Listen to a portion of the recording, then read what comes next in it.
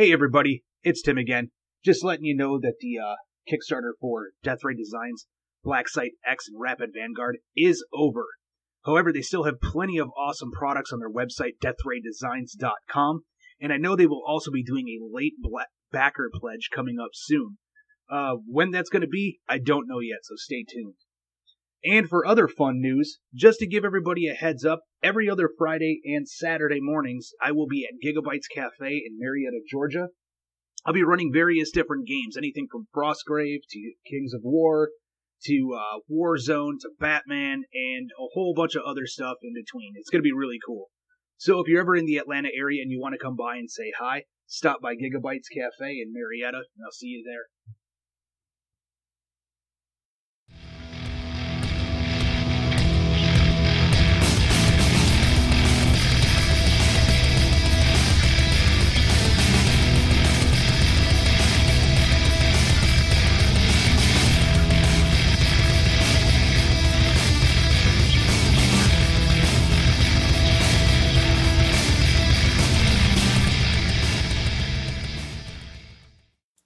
All right, folks, we are back for another episode of Skirmish Supremacy. We are joined today by Jim Pinto.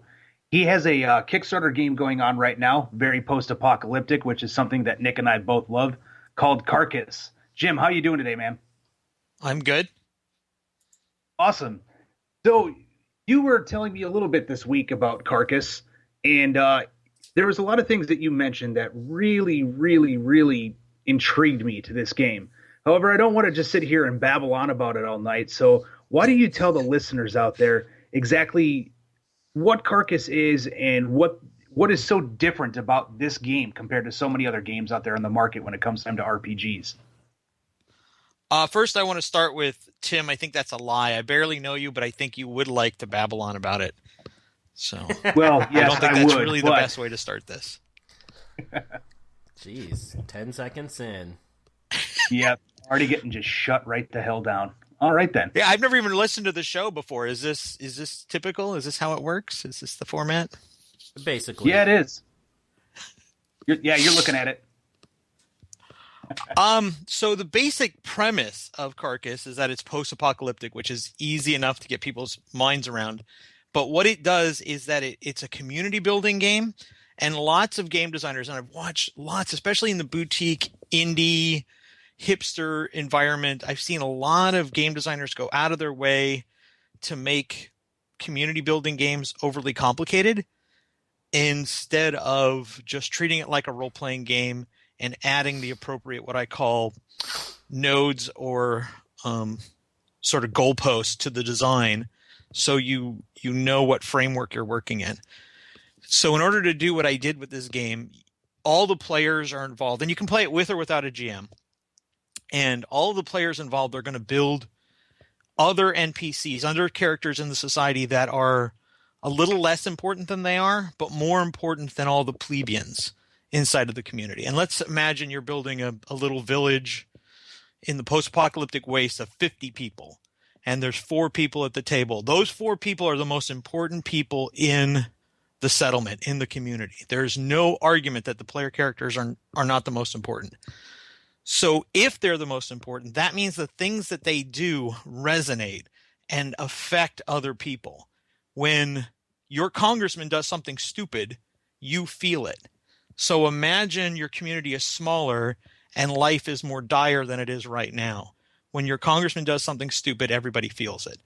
And the game reflects that in the way the side effects of die rolls work.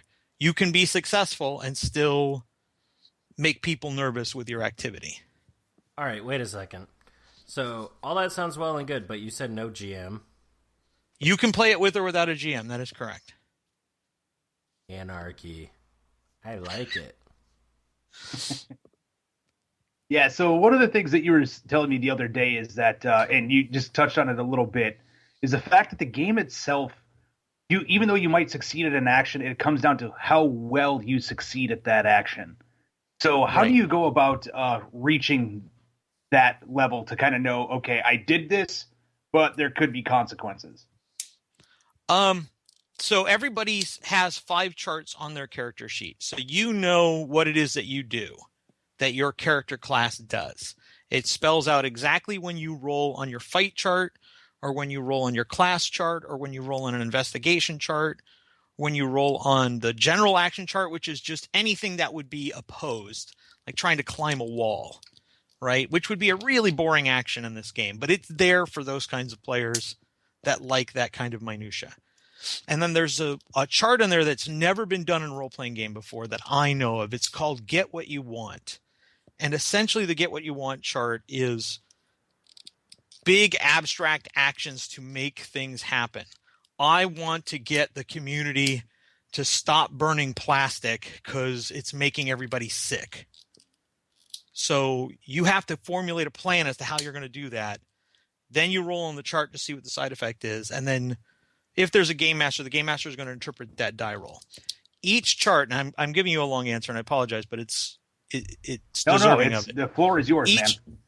What's that? The floor is yours, man. Go for it. So each chart tells you whether or not you roll 3 or 2 dice when you do your thing.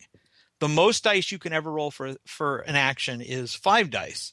So if you want to roll more dice for the thing you're doing, you have to spend drama points. This is a very simplified version of a game system I'm going to be doing later this year for another game called City of Masks, which will have many more opportunities for you to roll more dice based on how complex your character sheet is. Carcass is a dumbed-down version of all of that so that people can start playing it immediately without me spending another 6 months coming up with all kinds of variables. So you're going to roll your dice, and you're just going to add them all up. There's no modifiers. There's no other math other than looking at the dice and just totaling them up. One of the things that I wanted to get rid of was that guy at the table that does that thing every round, which is, oh, I got a +1 here, +1 here, +4 from this. And he spends 15 minutes adding up the same numbers every single round while everybody else knows how to play their character. So you don't have that here. You just roll your dice, you look at the chart. Every chart has a result for a 0, a 5, a 15, a 0, a 5, a 10, and a 20. And that's why the system's called 5, 10, 20. And a 0 is an absolute critical suck. Everything bad happens to you as a result. 5 is barely succeeding with lots of side effects. 10 is an okay success, and 20 is an outright outstanding, everybody loves you success. Rolling a 20 on 2d6 is obviously impossible. It's possible on 4, it's possible on 5, but it's not easy to do on 4 or 5. And so those results of 20 that are really making the community improve in great ways are hard to do without putting in the effort. Gotcha. So how do you go about getting the drama points? Everybody starts with some of them.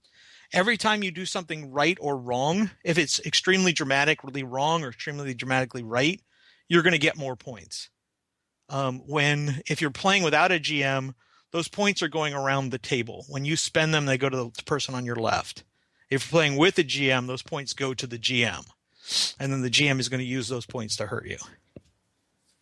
Oh, fantastic. So in this game, if there is a GM, the GM is not necessarily there to just be the storyteller and guide you guys along. He's also there to punish you if you do something stupid. Right. In fact, that's the primary role of the game master in Carcass. And I would think with a game title like Carcass, that's what you would want. So the GM is an asshole. What's that? The GM is very much an asshole. We found a game. Not necessarily an asshole, but certainly a foil to their plans, right? He's thwarting their objectives, and they are their own worst enemy. The way the game is built, you're playing characters that the leader of your community is already dead, so you don't have one. So you're all sort of infighting to become the leader unless you learn to cooperate. And if the players learn to cooperate, the game is cake. But players don't cooperate, and I don't have to worry about that because that's human psychology. Very true. Very, very true. Cool. So how many, you were saying that each character has charts on their character sheet. How many classes are there, and about how many charts are there per class? There's 4 or 5 charts per class, and there are presently about 22, 24 classes, something like that. And the stretch goals we've hit, I think 16 of those are going to make it into the book. but we keep hitting more. And then 4 people have bought really, really high levels on the Kickstarter to add 4 more classes. So we have an ass ton of classes at the moment, and they're all different. They all do something different in the community. Some of them actually directly do not like each other. Like the astrologer and the curate, for instance, do not like each other. And if they are both in the community, they are probably going to be assholes to one another. Fantastic. This is what I like to hear. Nothing says post-APOC like people that cannot get along. This actually would work perfect with an old gaming group. Me and this one guy. It didn't matter what characters we made. We even made characters that were supposed to be best friends, and we just fought. Yeah, and dramatic conflict between characters can be fun. It depends the degree that you take it, right? Carcass is one of those games where you can outright kill one another, and the people are still playing the game. There are ways for you to play the game even with your character dead. I built that into the system purposely, so you're still involved, and you're still making things happen as a person, not as a character in the story, but you as a person still have agency over the story. So how would that go about working if your character dies? If you're playing GM-less, it's a lot easier. You just take over an NPC every once in a while. You still have drama points to screw with things. And if you have enough drama points, you can just turn one of those NPCs into an important person in the tribe. If there's a game master, the game master is then going to start handing you NPCs to play in key scenes. And you still have those points to screw with things and make things happen. And you can always, if you're not in a scene, spend a drama point, and now you're in that scene. Awesome. So it's impossible for somebody to cock block you out of the story. That's okay, awesome. I like this premise. I'm... Yeah, definitely. Because I noticed that's one thing that happens in a lot of your typical role playing games. That there might be scenes where you're just sitting back, like, well, nowadays staring at your phone or staring at something else, or like rolling up a new character just in case this one dies because of the fact that you're just not important to this portion of the story, which I thought always kind of sucked. Yeah, and I've always hated that kind of gaming. I don't play D&D anymore for a reason. I don't play any of those really what I call reliant focus play. There's not a term for it, so I had to make one up, but it's what I call it is a reliant focus play. It's where you roll a die and the GM tells you what it means. So you just sit there, and every edition of D&D has been the same thing. You roll the D20 and the GM tells you how good it is. And then you wait around for your turn again to roll that D20 again. And that's so outdated a way of playing a role-playing game, that especially in the world, in the day of virtual role-playing. If you're on an MMO, you're involved in the action all of the time, every second. And for D&D to have this 30-minute lapse to get around the table for your action again just makes no sense to me. Yeah, I mean, looking at it from, I guess if you want to call it a realistic standpoint for what you can do with D&D when there's, no such thing as dwarves, elves, dragons, and all that good shit. I always found it funny that, like, a sword fight between, 5 or 6 people, for some reason, real life, that would take a grand total of about 15 seconds. 20 seconds, maybe, if they're not running around, and it's done. D&D, that could be a 45 minutes to an hour. Right. And the way that combat works in the Carcass is it's all abstracted, so you're not worrying about every sword thrust or every bullet that you're firing. You're describing a big action of what it is that you want to do, so that you can create those things that you're used to seeing in movies and TV, where I'm going to run behind that car, I'm going to grab cover, I'm going to reload my gun, and I'm going to fire and try to kill a couple of guys out on the ridge. That could be one entire action in the Carcass. And when you roll and you succeed, your foil of the game master is going to work with you on what that means. But when you fail, the foil of the game master is going to look for a point in all of that action description in which you hurt yourself or you fail, and what the results of that are. The long-term results, which is much more important than the immediate description of action. Yeah, so speaking of long-term results, one of the things that you and I were talking about earlier is the fact that you built in consequences for what happens when people do things. Like it's not Right. just a matter of like your typical RPG where we're all just going to hang out like a bunch of drunks in a bar and go on a murder hobo rampage through a dungeon for no reason. Like there's going to be consequences if we decide to kill this band of rovers. Right. Yeah, absolutely. You are sort of beholden to the community, right? And you can actually have, if you continue to essentially fuck up, the community can rebel against you. They can go on the exodus. Some of them can just leave the community, and the community gets weaker. Fear can lead to retribution. Somebody comes after your character for imagined slights or real slights, depending on your background. There's 100 results in the book to give as much rich flavor as possible to the potential side effects of living in a world on the edge. Right. So yeah, let's expand upon that a little bit more. So one of the things that was kind of brought up the other day was like, you might be playing a soldier in, if the three of us were playing, one of us might be the soldier, and somebody from a town, it could potentially be an ally, could potentially be a rival. We haven't quite figured that out yet. Decides that they're going to have some champion versus champion fight, and the soldier goes and fights. You may win that fight as a soldier, but based upon how well you rolled, could determine certain things like, whether or not your town could actually see you as like a champion, or if like you barely scrape by, that it's like, and they're carrying you back on a stretcher. You won, but you're messed up. That there's implications to all of that. Every character sheet has 2 tracks of experience. So you have achievements and you have trepidation. Trepidation is all the bad kind of experience that happens as a result of people not trusting you anymore. And then achievements are all the things that you're doing right. And so you have 5 check boxes for each. And if you check off all 5 of the achievements, you erase them and you start over. But each box gives you something. Like maybe it gives you an extra drama point, or it gives you a power. So your character sort of levels up, so to speak. But the trepidations get really bad. And the last one is usually death for your character. So you want to be careful about how much trepidation you're developing for yourself. You want to be careful how much fear you're generating in the community, because the community itself has a fear score. You want to be careful who it is in the community that you're upsetting, because there's going to be NPCs right there on the table that you're going to keep track of how they feel about you. And the things you do, if you're that soldier and you go to the other town, and let's say you kill a couple of their guys, but you don't do it very well. You come back, the community hears about it, their fear level has ramped up.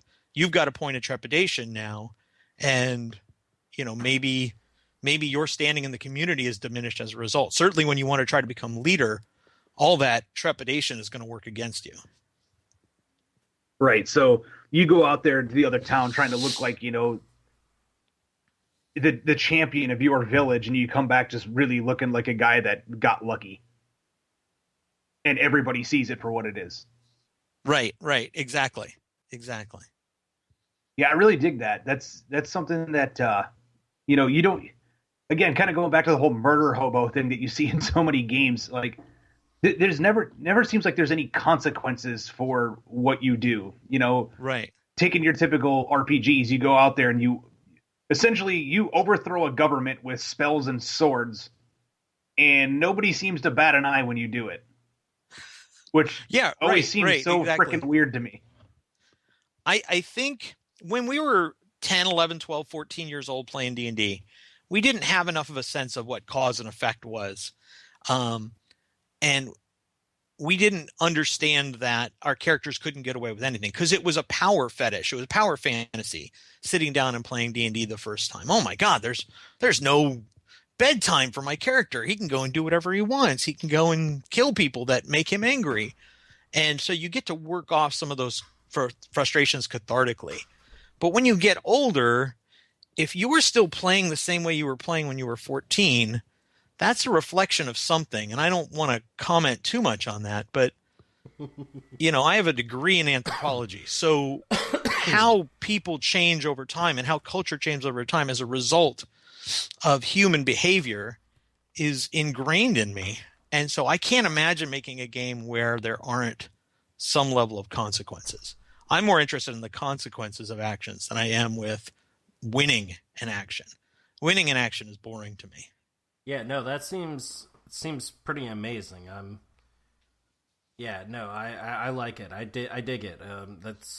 It's one of the things I look in a game. What is the consequence of actions? It's why whenever I play any kind of minis game, I like the idea of let's have a campaign. Let's not, and not just a campaign, but you have so many points. As you fight and you lose guys, you lose those points later on. You can't bring them back.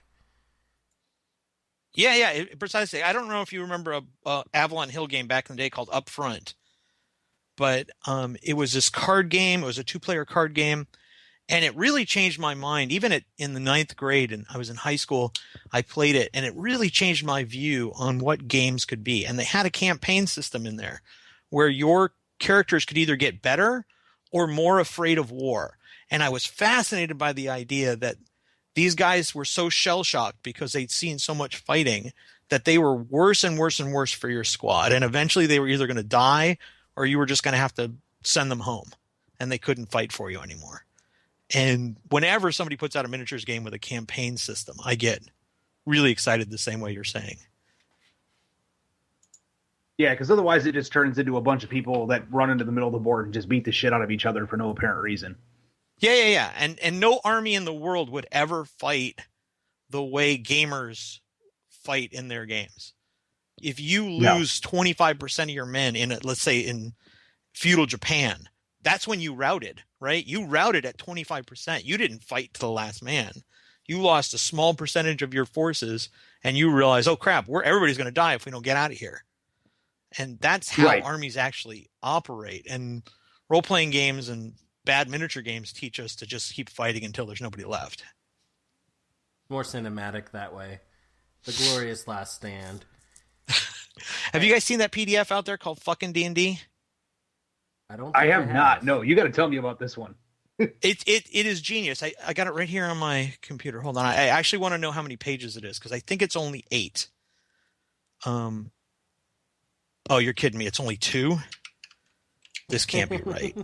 This is the best version of D&D I've ever seen. And it is 2 pages long. I thought it was 8. It felt much longer. And their morale rules are so genius. You wonder why D&D hasn't done this before. So it's called Here's Some Fucking D&D. Minimalist Role-Playing and Shit is what it's called. Go look for it online. It is absolutely genius. Yeah, I'm definitely gonna have to check that one out now. You can't not look something up with a title like that. Yeah. And the way it's written is so sort of irreverent and caustic, and I loved it. I loved everything about it. And I never say anything good about D&D anymore, so it's got to be good. I'm dying to play it. That's awesome. Well, at least it's bringing back the old feeling of fantasy, just with some more modern age cynicism thrown in there. Right. Awesome. And don't get me wrong, I've got no problem going back, making a first level character for D&D, playing a couple of sessions, and just being kind of, I don't care for a few weeks for a campaign, right? I think that could be fun and cathartic for a while, but I can't imagine doing that every weekend for the rest of my life. I just pulled up the doc, and so it starts out, here's some fucking D&D, minimalist role-playing and shit. Then it says, go to whothefuckismydndcharacter.com, you fuck. Use the first one you get, unless it's super shitty. That's fucking awesome. And you're just ready to play. And if you look at the top right column on the first page, it shows you what your character sheet should look like. And it's the old first edition D&D format, AC, move, hit dice, attack, all that nonsense. It's like, so simple. We're not gonna go with all these advanced fucking rules. We're just gonna fuck it. You're a fighter. You swing your sword at shit. At the end of the day, D&D is the same it's always been. I said this earlier. I'll repeat this for the rest of my life. Roll 1d20. GM tells you what it means. The amount of modifiers to that d20, the amount of control you think you have over that 1d20 is irrelevant. At the end of the day, you roll a 1d20 and somebody else tells you what it means. And the idea that that guy on the other side of the table is more creative than I am is sort of insulting. There's no reason I can't interpret my own 1d20 for myself. Right. I totally agree with you on that one. That's one of the reasons why, kind of hearkening back, I think my breakaway from D&D for me was probably World of Darkness. As far as like the Vampire the Masquerade and Werewolf the Apocalypse. And yes, there was a lot of combat and shit like that in there, but the fact that the game itself wasn't just designed to be like a group of murder hobos running around killing other supernatural creatures. It had more to it, and there was a lot more built into it with that. So I think that's the thing that kind of drew me to that compared to, like, again, I'm just some fighter in full plate armor with a big sword that kicks in a door for no reason and kills the first thing I see. I don't know if you're familiar with the GMS podcast that Paco Jean does. There's so many podcasts, I don't expect you to know them all. Paco and I just talked a week ago about, is there God in quotes, I'm doing quotes over here, you can't see it, is there God in role-playing games? So is there morality? Do we bring our own sense of morality to role-playing games? And one of the things that I talked about is D&D's intention with the alignment system and its intention with all of these good characters that have good objectives flies in the face of a system that rewards you killing somebody and taking their stuff. The XP system is based on you killing somebody and taking their stuff. Now, they've tried adding other XP systems over the years, but for 20 years, D&D was kill something and take its stuff. And that's how you advanced. And so you cannot have a morally complex game if the reward system is, well, if you just kill somebody, it doesn't matter if it's a bartender or an orc, you get XP. And so all that moral complexity that D&D may have wanted to try to have about good versus evil is gone because the XP system was so dumb. Well, now, only because part of my experience, I had a good friend who introduced me, and he would sit there, and if you chose to kill that bartender who hadn't done anything, he'd go, "This is your alignment. Do you really want to do that?" And, right. In like our first campaign, I made this fighter. He was going to be, I forget, one of the good guys. And we got sent on this adventure, and we went in, raped and pillaged a village, basically. And afterwards, they're like, "Why'd you do that? You just had to go pick the item up." And my guy ended up on we were playing Eberron, so they had trains and shit. He ended up on the run on a train, and he handed me a new sheet and said, "Create a new character." and my guy actually showed up as a bad guy later on, having totally gone the opposite way. He made him an evil son of a bitch. Well, now I will say this. Different GMs interpret the game in different ways, right? I once had a character just disappear because he had been going around murdering people. And my argument was, well, you've established that the morality of the world your character lives in, that it's okay to just murder anybody. So I don't think the NPCs need to explain to you why you're all of a sudden disappearing. And that was a sort of an interesting moment for us at the table because those players had never seen anything like that before. But if you're going to sit there and have an ethical debate with the game master about what your alignment means, that's a weird place to be when you're playing D&D. If I'm just neutral, is it really okay for me to kill a bartender? Does it matter? If I'm lawful good, obviously that's bad, but it kind of sucks if the other guys can get XP for killing the bartender and I can't. Well, that was always kind of the thing that I found so fucked up about the way that they ran the system on that. And for everybody listening out there, I am not completely shitting on D&D. I'm not, because I started with it. There's still like that little twinge of it in my heart. But taking the alignment system into consideration. So true neutral is animals. So if I was if I want to look at it that way, so for me, true neutral is that of an animal. So the animal I'm going to embrace is a jaguar. So me as this, fighter or druid or pick a class, it doesn't really matter. I have the neutrality of a jaguar. I'm going to kill the bartender and eat him in public. And that should be okay. And most people would look at you and say, that is fucked up and chaotic evil. Well, right. And the question becomes, where does lawful good line up, right? Because lawful good would make no sense in Asia, in a collective culture where an individual life is meaningless. Lawful good seems to stem from Gary Gygax's Midwestern religious background. Whether or not he was a religious person, he had a spiritual background rooted in the Midwest. And so his vision of what lawful good was very different from what, say, a Viking would consider lawful good. Oh, yeah. Right. So, yeah, to me, it does come down to the GM. If you have a good GM, even if they take you out of context, there's how does it affect you and how does it affect the people around you? You might still be lawful good, that paladin of, do good, save the birds, whatever, God. And yet you go somewhere and, they don't give a damn. Well, you're still acting as your God sees fit or your whatever else.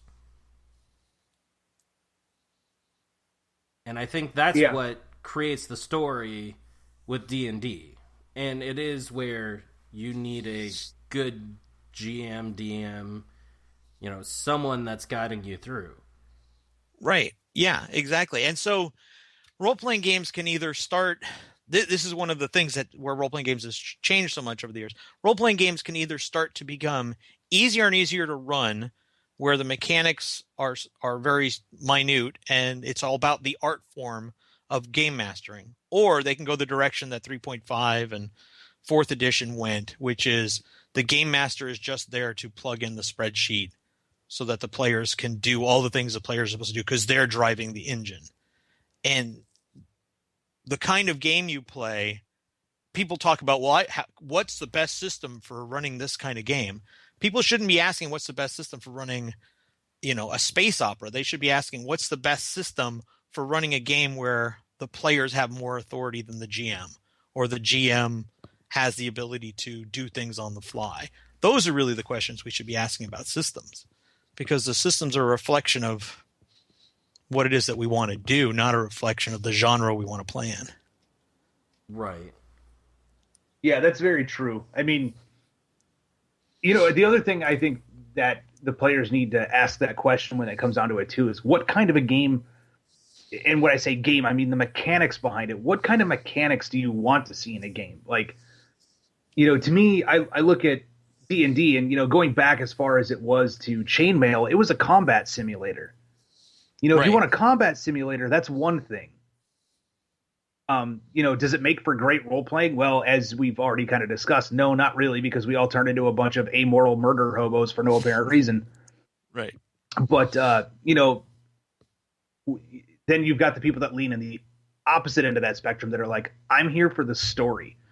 Regardless of what happens to my character, the story is the important part. The narrative we're creating should be everything. Yeah, and I think depending on how left brain or right brain you are, and I'm not denigrating either side of the brain, I think that is really going to determine what you enjoy most about role-playing. If you're extremely left brain and binary, you're going to like number crunching. And if you're extremely right brain and creative and want to know motivation, you're probably only going to care about what your character is thinking, and you didn't do any of the math getting that character ready for the game. And when those two people are at the table together, that's usually when people say, well, I can't get my players to try anything new, because D&D just sort of is the glue that's held those two people at the table for so many years. Yeah, very true. Awesome. I think one of the flaws, bringing up the D&D combat system, one of the flaws is when people tried to create new rules for doing other things other than fighting in D&D. That's when D&D actually got worse, because now you have these rules for resolving me bribing you or bluffing you or diplomacying you, whatever it's called, with a 1d20 roll, and I just do it in one action with one die roll. If I wanted to kill you, it would probably take 10 die rolls, but I can get you to leave me alone in one die roll. And therefore, yeah, like you quote unquote won the encounter and gain all the XP because of it. Right. I'm going to seduce the dragon. I mean, why not? Why not give it a try? You could possibly win in one round. Yeah, and then, then things go real fucking weird from that point out. Yeah, right. But if I get the XP and I level up, what do I care? Because there's no cause and effect in D&D unless the GM puts it there. There's no rules for it. So I have to ask about the meme. Rolling a critical fail, a 1. Have you guys seen it with you go to push the orc off the bridge? Yeah, you massage his back. He feels weird. And then it goes, he goes to crush your skull, and he rolls a 1. And then it fast forwards, many years in the future, you're watching your children play. Oh, God, I saw that one. It was that cartoon where, you massage the orc's back, and the orc, pats you on the head, and then shit goes weird from there because they start, trying to roll diplomacy, and they fall in love, and next thing you know, there's some weird fighter-orc marriage. Yeah, it went downhill fast. Yeah. I remember seeing a cartoon somebody drew about that, and I was like, oh, God, this sounds like half of the D&D games I've played.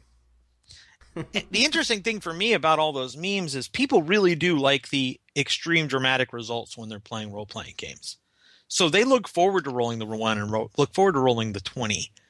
The thing that ends up happening is that the GMs, if the GM has the power to absolutely interpret that 1 or that 20, they have to then start topping themselves the last time they interpreted a 1 or 20, right? So the extremes of those interpretations grow wider and wider and wider every time you play. And I think that's where those memes come from, is a 1 used to just mean, oh, okay, you trip and you fall on your sword. Now it means you're hugging an orc. What's it going to mean 10 years from now when people are looking for an even more extreme result? I don't think we can say it on this podcast without getting arrested or having us attacked by social justice warriors. Tim, you're just trying to get us attacked by them anyways. We're not going to start that. This podcast is for everybody. Just keep telling yourself that, Nick.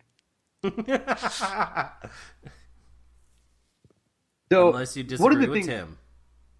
Oh, that. So, Jim, one of the things you were telling me as well, there's actually a way that you could just outright fail and end the campaign. In Carcass? Yeah, sorry, for Carcass. Getting back on track with Carcass. If everybody is out of characters, or there's one guy left with a character, yeah, the game is essentially over at that point, right?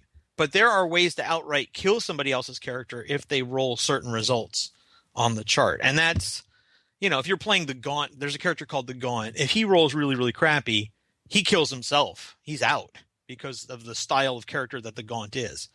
But if you play another character who rolls up, I think it's Exile. I'm off the top of my head because I've been working on it. So there's so many results. If you roll an Exile, I can spend 5 drama points and you're just out of the game. You leave the tribe, you're done. You've been kicked out, and that character is gone. And it's one of the reasons why the interplay of the character to your left being your foil in the GM-less version is so important for you to build a stronger rapport with that character, so those sort of things aren't happening. Gotcha.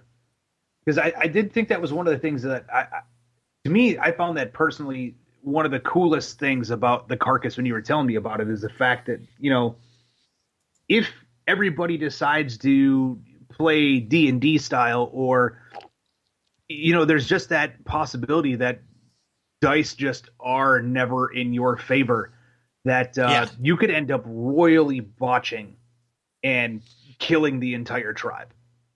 Right, and that it is completely thematic, and it's not like ruining a D&D campaign where the GM has spent 30 years working on this world and this this adventure and this campaign, and oh my God, they're dead on the first thing, and now I can't run this ever again. Building a community is done in the first 30 minutes of play and setup when you're playing the Carcass. And if you have a game master, he's done that in 30 minutes before the game starts. So a lot of these, there's no time really wasted if everybody dies and you just have to start over again next week with a different community. Building a community is so fast that it's okay that, and just because it's fast doesn't mean you don't care. It's just, you're getting to the important bits very much quicker than you would if you were building an entire village of people for D&D, where you have to worry about who each of these people are and what they have for sale in their shop and so on. This isn't that kind of game. Right. Cool. So why don't you go through that a little bit for us? How do you go about building your community to get that started? The book provides 3 different ways to do it. There's the long version, the short version, and the immediate version. The immediate version is you just use this community right here. It's done. It's ready to go. Start playing now. And it comes with a community name, 5 NPCs, some problems, and some projects that need to get finished. The long version takes about maybe a half an hour to an hour of setup where you're answering tons of questions and you're really getting into it, and it creates a more immersive environment, and everybody has some sort of say as to where they live and what they're doing. And then there's the in-between, the shorter version, where you're either rolling on charts or drawing cards from a deck, a world-building deck that I'm making, and you get random setups that get you going a little bit faster but still require a couple of questions for you to answer before you can go. And then you can do the random method of picking your character class, or you can go through all 24 of them and pick one, and then you have 4 questions you have to answer about your character, and everyone's got 4 different questions. I've seen these websites where answer these 100 questions to know who your character is, and I call bullshit on that. If you have 100 questions and every player has to answer the same 100 questions, you're going to get a lot of repetition.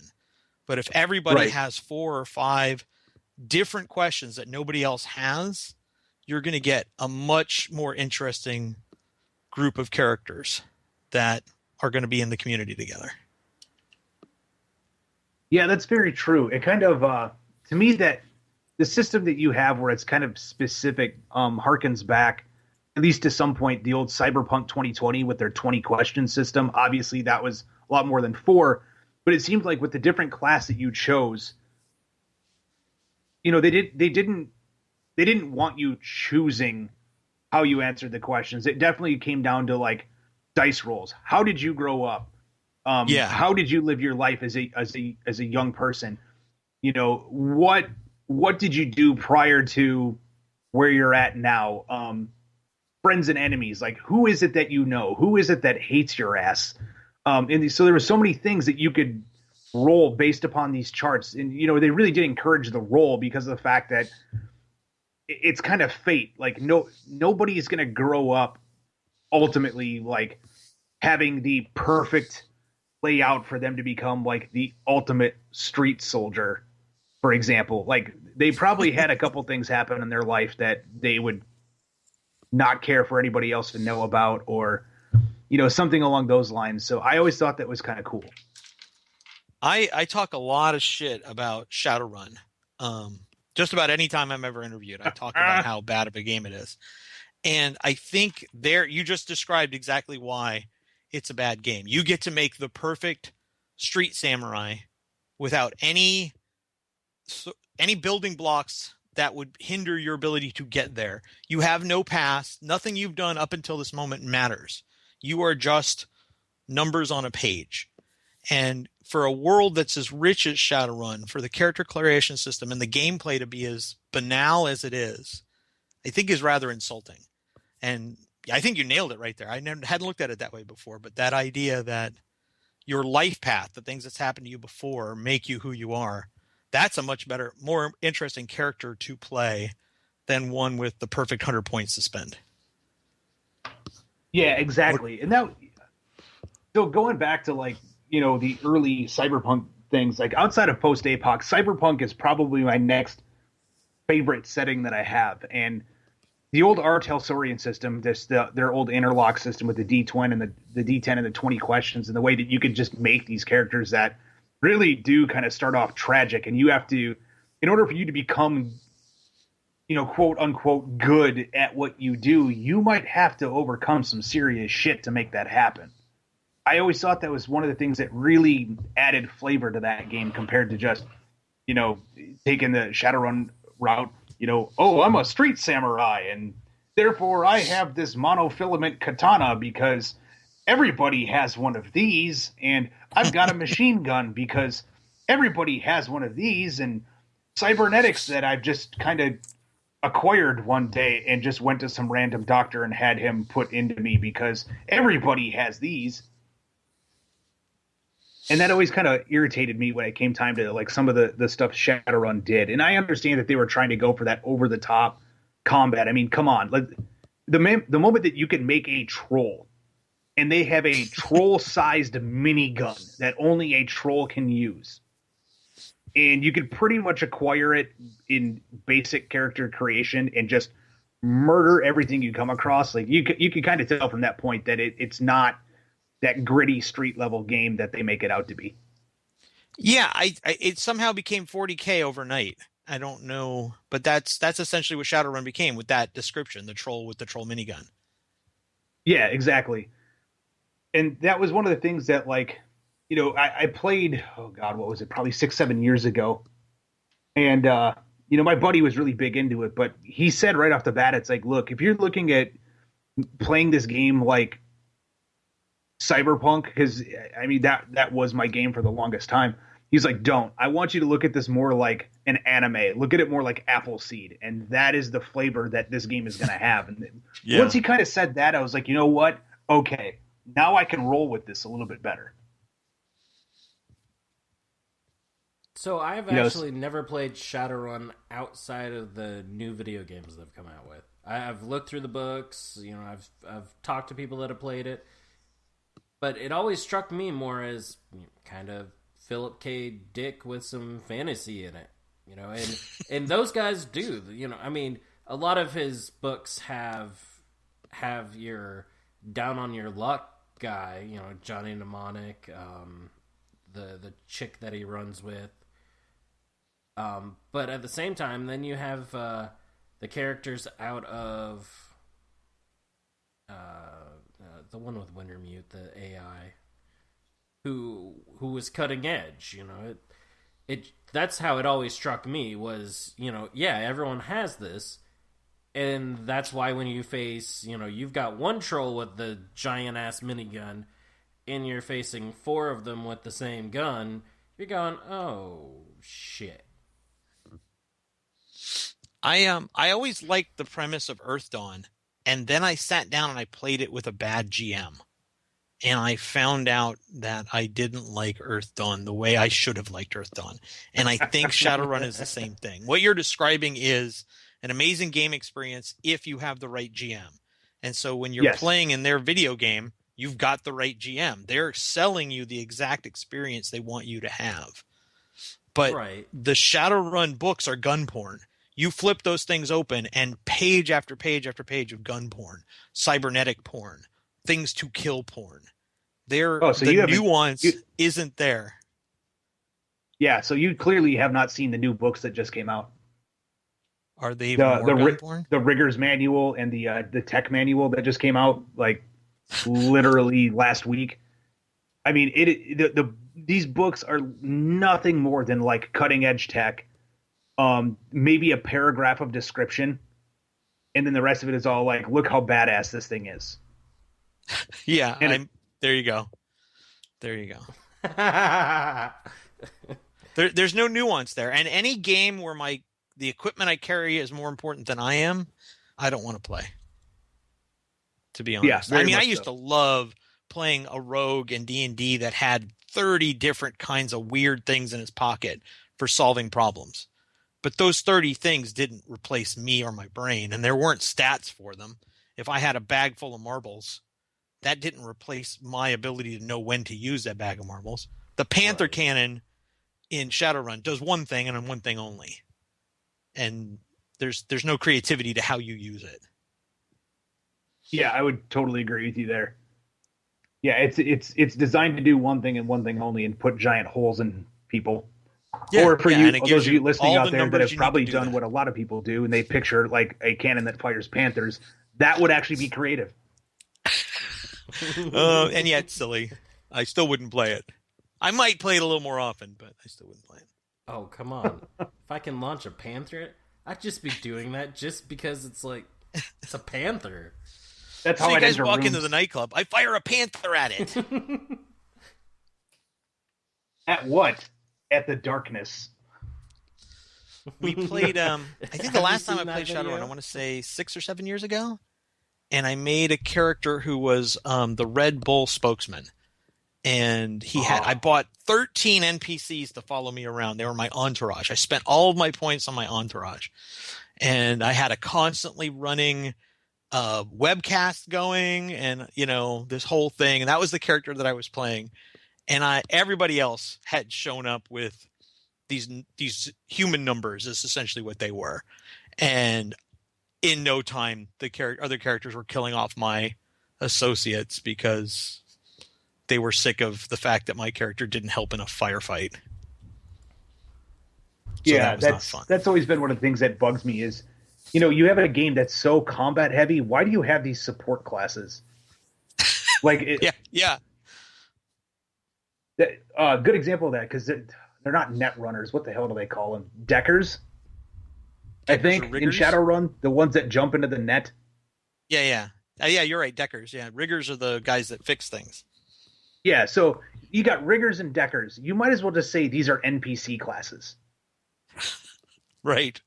Because let's look at a decker in a firefight. I'm going to plug myself into the wall and fall into a coma. Awesome. I'm going to hide behind the decker and use his meat shield as cover. Oh, he's going to try to hack into the door to get it open. Or I have this giant gun. I could just blow a hole in the door. And, at this point, we're in a firefight. I don't care about the lock. So that was quick. Yeah. So that's one of the things that always did kind of bug me with, Shadowrun. And again, I'm not shitting on it, but it just like the themes that it was trying to get across. Sometimes I just felt like it was much more on the high end action, swinging across the, balconies with, two guns blazing and you're holding the zip line with your teeth and just craziness. But everyone wants to be Rambo someday. I think we're back to where we started with little kids when we're 14 and it's just power fantasy. Yes, very much so. Very, very much so. Yeah, in some ways, but there's also sometimes when you don't want a whole lot of complexity. And that is the beauty of games, is sometimes you're just playing the game to kick back, relax, and de-stress. You're out there, it's as much mindless fun as it is, actually doing something. You do have fun running in and slaughtering all those innocent little frickin' goblins because they made a funny face at you. Right. I think if everybody signs up for that, that's fine. I really do. I don't think it matters what you're doing at that point. But when I looked at Shadowrun when it first came out, and lots of games like it, so we're not just bashing Shadowrun for an hour, it looks like it's promising one thing, and then I sat down to do it, and it's something completely different. And it just feels like a waste. Why is there 7,000 pages of world information in Shadowrun? It's irrelevant. Nobody cares what the world is because at the end of the day, the GM's just inventing a new thing for me to kill every week. Right. So that was... So where you can have your firefight. So there... I played Rifts for a little while, and that was kind of interesting because I created this character, and I wanted him to be like one of those mech pilots. But I really, our GM, he made him the big Chicago, whatever the big organization is. That's kind of the evil government. But I got out. I got an old suit. Cool. Well, then, one of the first things we do is he basically drops me right where the suit of the stuff that I really wanted was. And I had enough money with selling my other suit and all that I could buy this suit. So I do this, and he sat back the whole time. And I get this new suit on, and he goes, all right, do you know how to use it? I'm like, hell yeah, I got this skill. I got all these. He's like, yeah, but it's alien. You don't know how to use alien stuff. You just know how to use that stuff. And it was quite interesting. My character ended up with a lot of bumps, bruises, broken limbs, and a lot of other things before we even ever got into combat. Because he gave me an opportunity to basically teach myself. Well, that doesn't sound fun maybe it was for you, but it doesn't sound fun. Oh, I was pissed at the time, but looking back at it, I'm like, it was definitely a learning experience.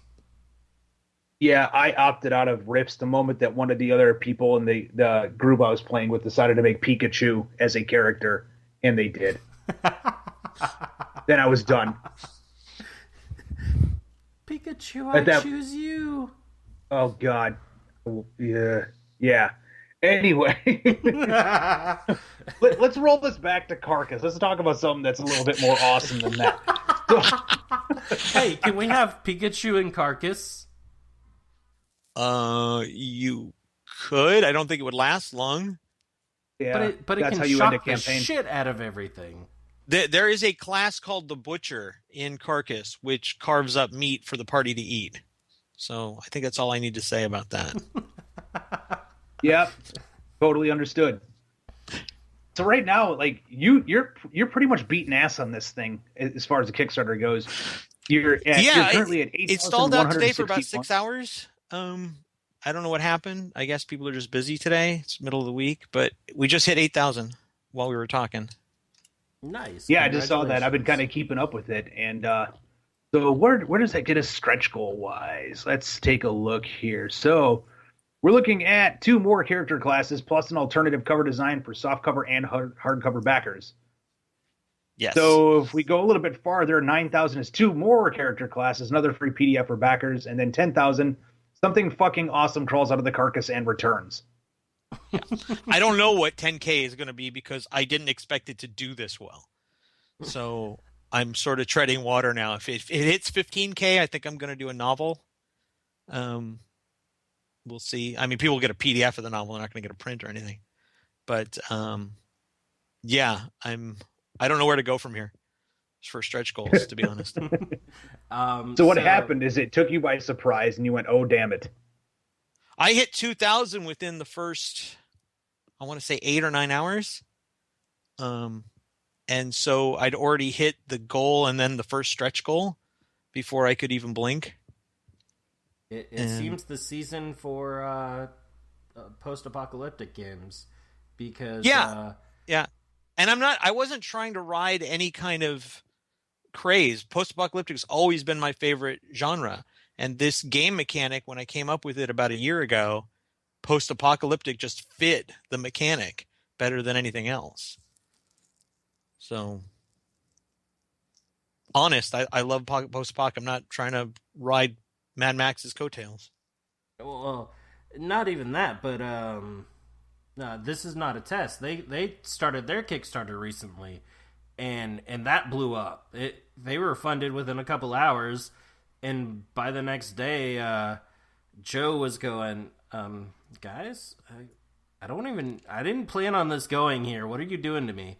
I've got to come up with stretch goals, and from World's End Publishing. Yes. Okay, I'm looking up. It's a miniatures game. It looks like, right? Yep. I'm looking it up while we talk. I've never heard of it. That's a great name. I'm jealous. I know, right? You're like, damn it! Why didn't I think of that? Did you guys watch the entire video on my Kickstarter? Yeah, I did. What the hell was it? Monday? If you listen all the way to the end, there's a funny little joke at the end. And so it would have been good for these guys, but this is not a test. I had a blast making that video. I will. I normally hate the video part of a Kickstarter because I don't like being on camera. I don't like my voice. And so I just usually have somebody else read something and I throw some music on there. But this time I went a little more creative. Nice.